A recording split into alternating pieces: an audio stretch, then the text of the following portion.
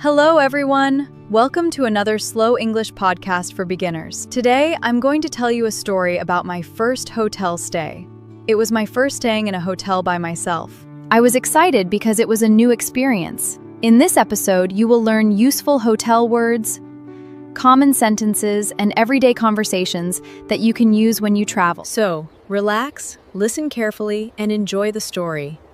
Let's begin. It was a beautiful afternoon.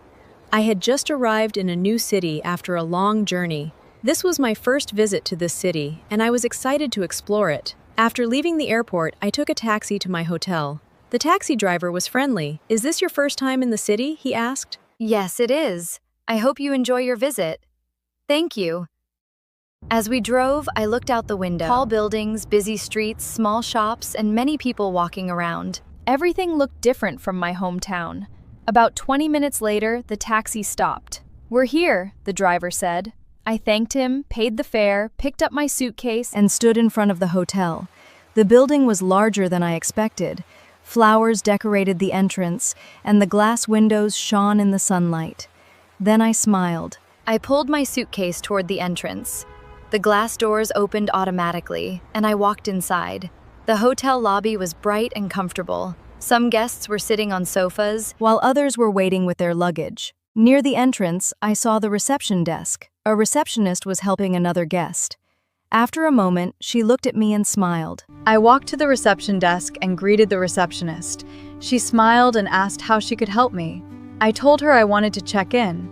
She asked if I had a reservation, and I said yes. Then she asked for my name. I gave it to her, and she checked it on her computer. After a few seconds, she smiled and said she had found my reservation.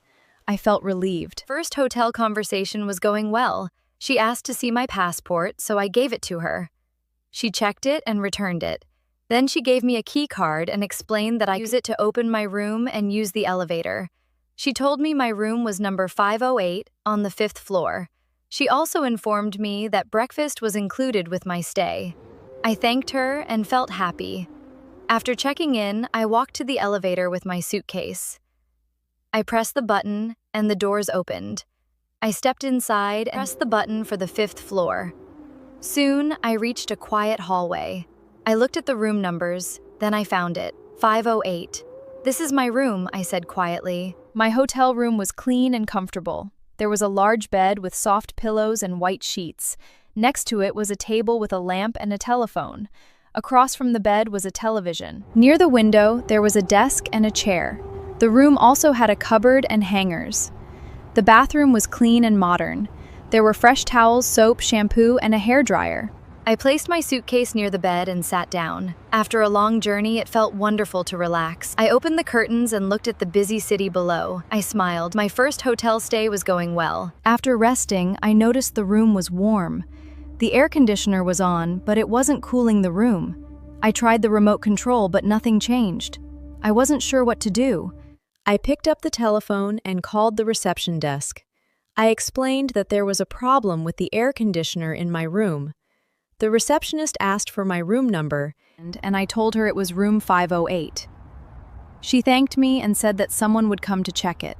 I felt relieved because I knew help was on the way. While I waited, I sat by the window and looked at the busy streets below. I hoped the problem would be fixed soon so I could relax. A few minutes later, someone knocked on the door. I opened it and saw a friendly hotel employee standing outside. He introduced himself and said he had come to check the air conditioner. I welcomed him inside. He carefully examined the controls and pressed a few buttons. Then he checked the remote control to make sure it was working properly. After a moment, he smiled because he had found the problem. The air conditioner was in the wrong mode. He changed the setting, and soon cool air began flowing into the room. Within a minute, the room felt much cooler and more comfortable. I was happy that the problem had been solved so quickly. I thanked him for his help. He smiled and reminded me to call reception if I needed anything else during my stay. Then he wished me a pleasant stay and quietly left the room. I closed the door and sat on the bed. The room was cool again, and I finally felt relaxed. At that moment, I learned something important. If something goes wrong in a hotel, don't worry. Hotel staff help guests every day, so they are always ready to assist you. You don't need to speak perfect English. You only need to explain your problem with a few simple sentences. For example, you can say, "Something is wrong with my room. Could you help me, please? The air conditioner is not working." These simple English sentences can solve many everyday problems and make your trip much easier. Now everything was working perfectly, and I was ready to enjoy the rest of my stay. The next morning, I woke up early. For a moment, I forgot where I was. Then I smiled. I was staying in a hotel. I opened the curtains, the sun was shining, and the city was waking up. I got dressed and went downstairs for breakfast. The receptionist had told me breakfast was included with my stay. The hotel restaurant was on the first floor. Many guests were having breakfast. I chose some food and sat near the window. While eating, I watched the busy streets outside. It was a peaceful morning. After breakfast, I stopped at the reception desk because I wanted some sightseeing ideas. I greeted the receptionist and asked if she could recommend some places to visit. She smiled, showed me a city map, and suggested visiting the museum, the city park, and the old market. She also pointed out a few local restaurants where I could try traditional food. They all sounded like wonderful places to explore. I thanked her for the helpful suggestions and left the hotel with a smile. I spent the day visiting beautiful places, trying local food, taking pictures, and talking with new people. I walked through busy streets, visited interesting shops, and enjoyed the atmosphere of the city. Every place had something new to see, and I enjoyed learning more about the local culture. At first, I was worried about speaking English, but as the day went on, I felt much more confident. I realized that most people were friendly and patient. Even when I made small mistakes, they understood me and kindly helped me. I learned that making mistakes was okay.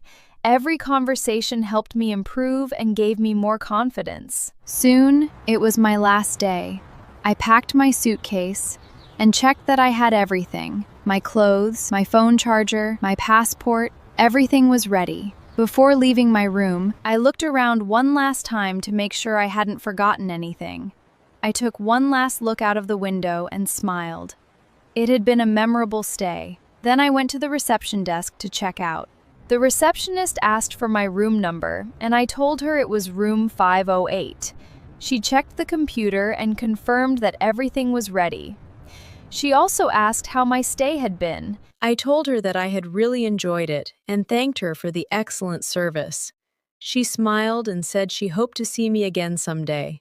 I returned my keycard and thanked her for the help during my stay. Before leaving, I asked if she could call a taxi for me. She was happy to help, and a few minutes later, the taxi arrived.